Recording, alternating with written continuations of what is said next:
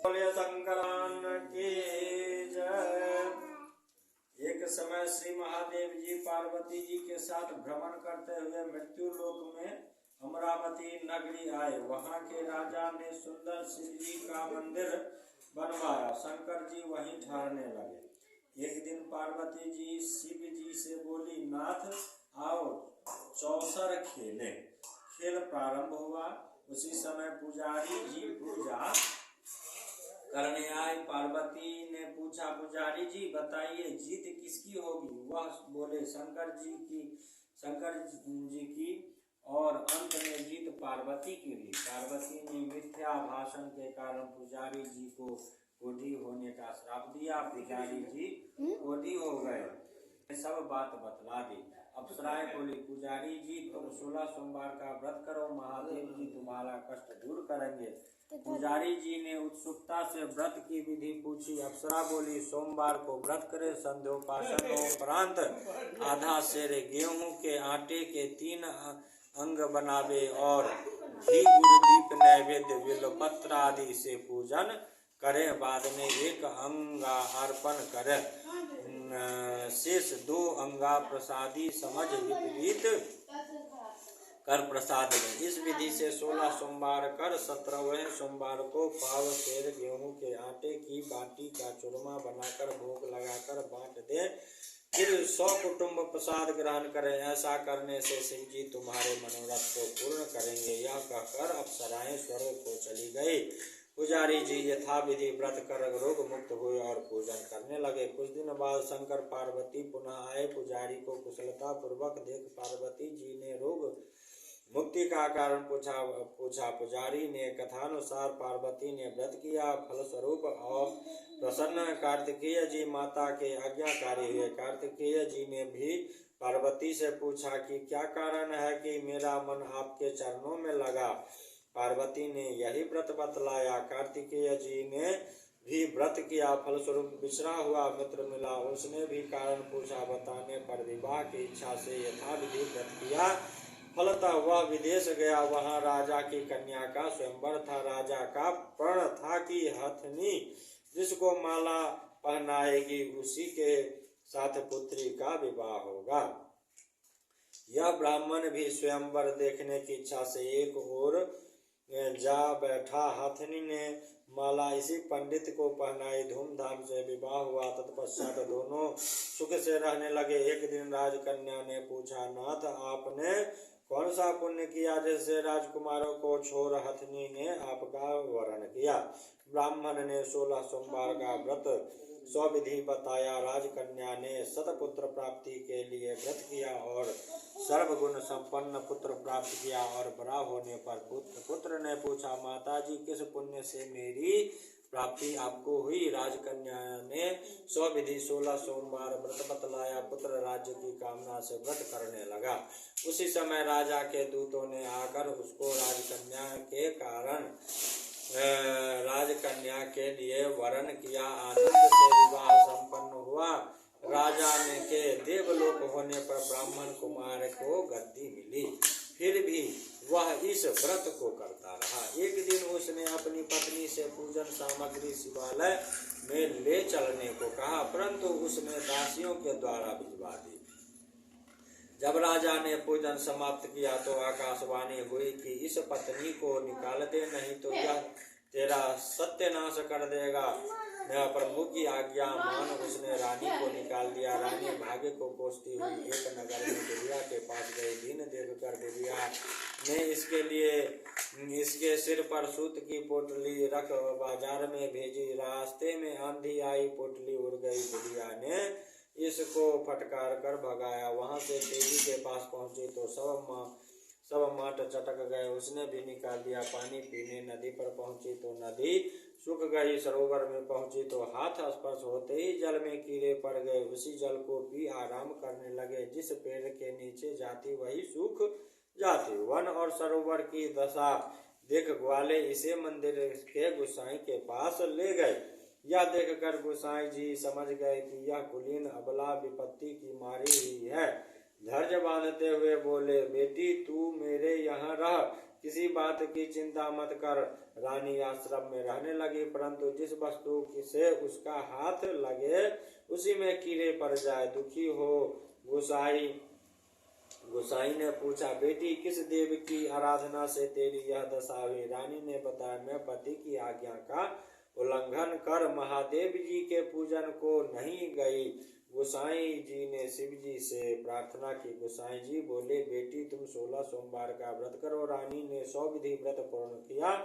व्रत के प्रभाव से राजा को रानी याद आई और दूतों को उसकी खोज करने के लिए भेजा। आश्रम में रानी को देख दूतों ने आकर राजा को रानी का पता बताया। राजा ने जाकर गोसाई जी से कहा, महाराज यह मेरी पत्नी है। शिव जी के रुष्ट होने से मैंने इसका परित्याग किया। अब शिव जी की कृपा से इसे लेने आया हूँ, कृपया इसे जाने की आज्ञा दे।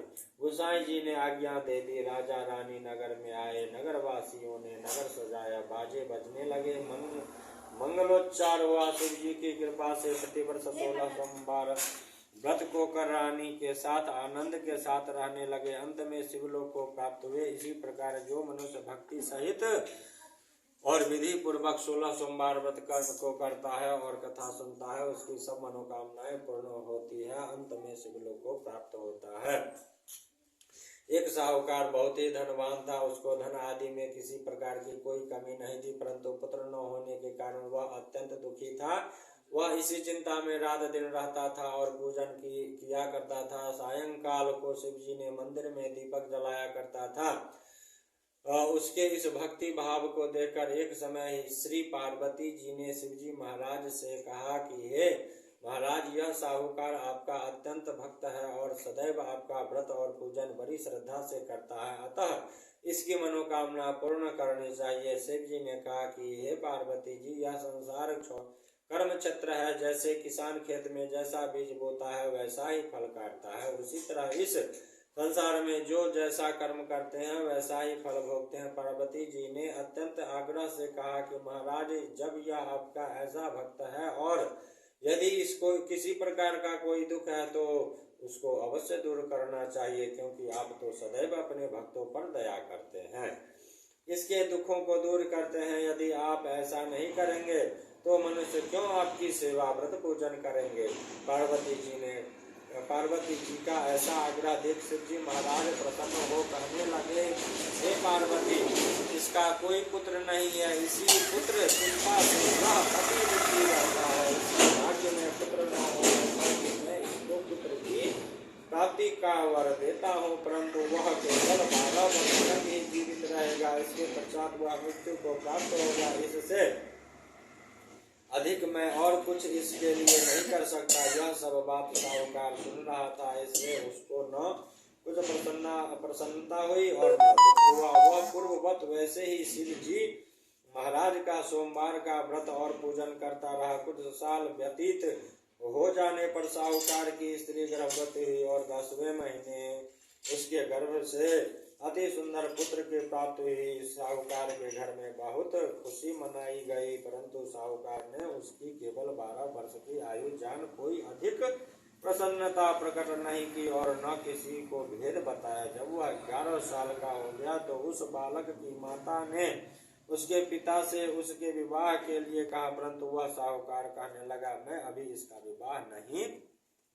करूंगा, काशी जी पढ़ने के लिए भेजूंगा। फिर उसे साहूकार ने उस अपने साले अर्थात बालक के मामा को बुला उसको बहुत सा धन देकर कहा, तुम इस बालक को काशी जी पढ़ने के लिए ले जाओ और रास्ते में जिस जगह भी जाओ वहाँ यज्ञ करते, दान देते तथा ब्राह्मणों को भोजन कराते हुए जाओ। इस प्रकार वह दोनों मामा भांजे सब जगह यज्ञ करते और ब्राह्मणों को भोजन कराते जा रहे थे।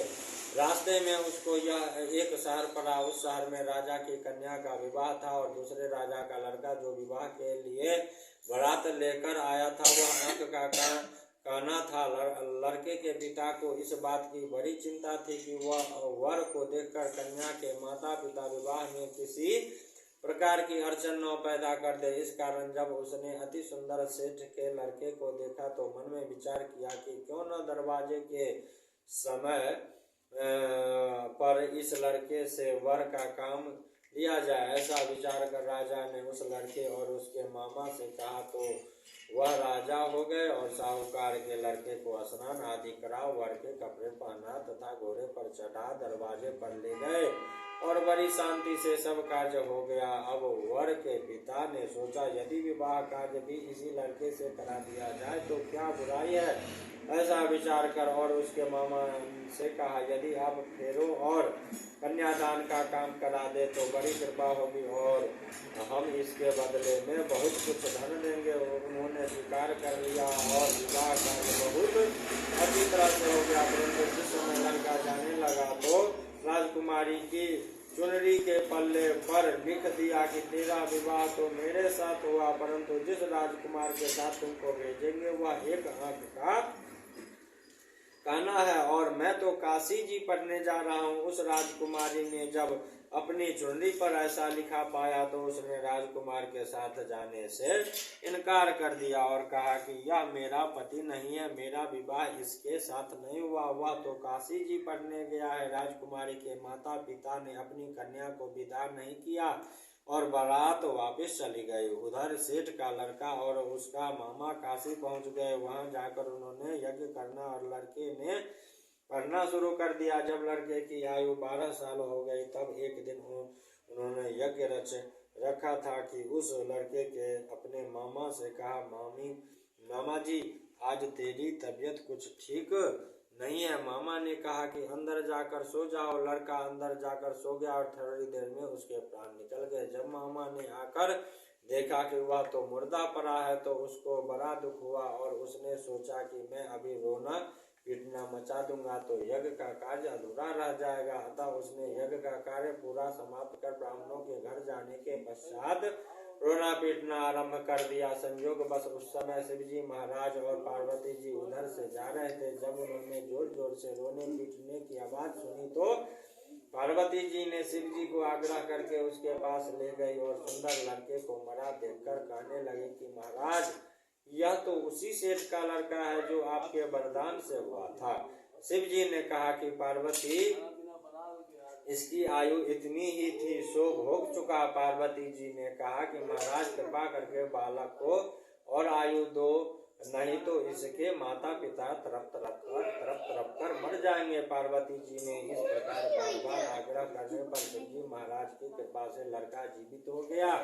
शिव पार्वती कैलाश चले गए। तब लड़का और उसका मामा इसी प्रकार यज्ञ करते हुए अपने घर की तरफ चल पड़े और उस रास्ते में उसी शहर में आए जहाँ पर लड़के का विवाह हुआ था। वहां आकर जब उन्होंने यज्ञ आरंभ कर दिया तो उस लड़के के ससुर ने उसको पहचान लिया और अपने महल में लाकर उसकी बड़ी खातिर की, साथ ही बहुत सारा धन और दासियों सहित बड़े आदर और सत्कार के साथ अपनी लड़की और जमाई को विदा किया। जब वह अपने शहर के निकट आए तो उसके मामा ने कहा कि पहले मैं तुम्हारे घर जाकर खबर कर आता हूँ। उस समय उसके माता पिता घर की छत पर बैठे हुए थे और उन्होंने यह प्रण कर रखा था कि यदि हमारा पुत्र सकुशल घर आया तो राजी खुशी नीचे आ जाएंगे, नहीं तो छत से गिरकर अपने प्राण दे देंगे। इतने में उसके लड़के के मामा ने आकर यह सारा समाचार दिया कि आपका पुत्र आ गया, परंतु उनको विश्वास न आया। तब उसके मामा ने शपथ पूर्वक कहा कि आपका पुत्र अपनी स्त्री तथा बहुत सारा धन लेकर आया है। तो उस सेठ ने बड़े आनंद के साथ उनका स्वागत किया और बड़ी प्रसन्नता के साथ रहने लगा। इसी प्रकार जो कोई भी सोमवार का व्रत धारण करता है अथवा इस कथा को पढ़ता है या सुनता है उसके दुख दूर होकर उसकी समस्त मनोकामनाएं पूर्ण होती है। इस लोक में नाना प्रकार के सुख भोग कर अंत में सदाशिव के लोक की प्राप्ति होती है। प्रेम से बोलिए शंकर भगवान की जय। शिव आए यशोदा के द्वारा माता मोहे दर्शन करा सोया है। आराधिक्यम कुर्जाता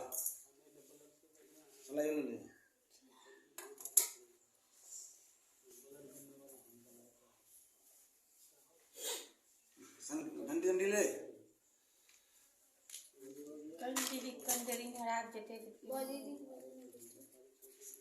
फिर नाराज की मैं आती हूँ।